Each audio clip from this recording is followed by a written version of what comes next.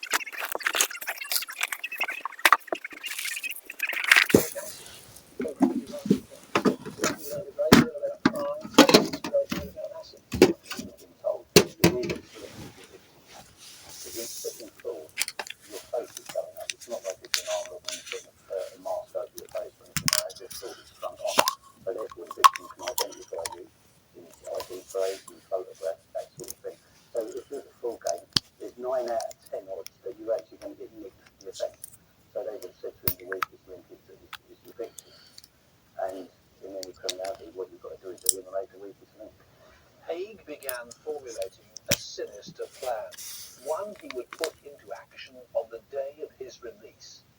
But to prepare, he needed the assistance of fellow prisoners and access to sulfuric acid.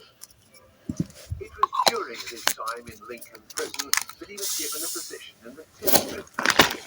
There he gained access to sulfuric acid.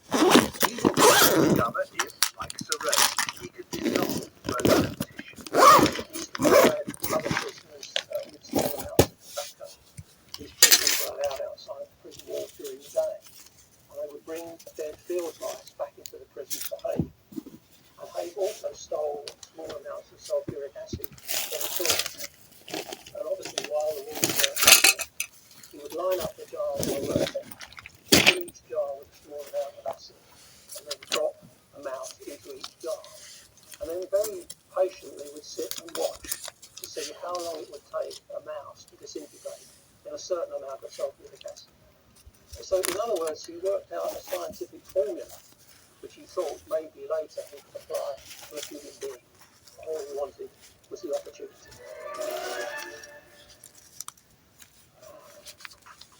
Why don't I have the new iPhone 15 Pro? I'm Lily Reinhardt, actress, producer, dog mom. You need to walk your little pup to T-Mobile, where new and existing customers can get the iPhone 15 Pro with titanium. I should go to T-Mobile. That's amazing. I think you're amazing. We're amazing. Get the new iPhone 15 Pro titanium on us now. Free to upgrade every year.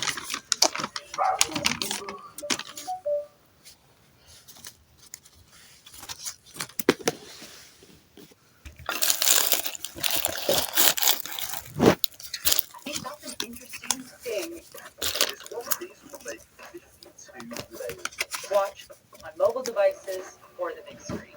All for free. No subscription required. I'm Fred Dykich, and I'm examining the life of John George Haig. He was known as the acid bath murderer because of the horrific way he disposed of his victims. In 1941, John George Haig was serving a sentence of death in Lincoln prison. It was his third stint in prison, but Haig was determined that when he was released, he would make it from a man. No one would stand in his way. It's still quite a leap, isn't it, from fraud to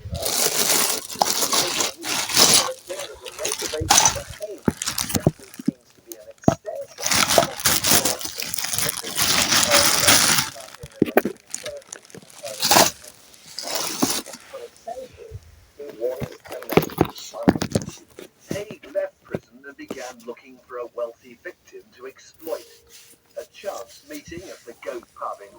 Falcon presented him with the opportunity he'd been looking for.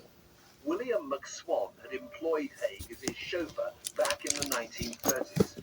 They'd become friends, but lost touch when Haig went looking for other work. How close was Haig then to McSwan or vice versa? John Haig and William McSwan were both the same age. They got on very well,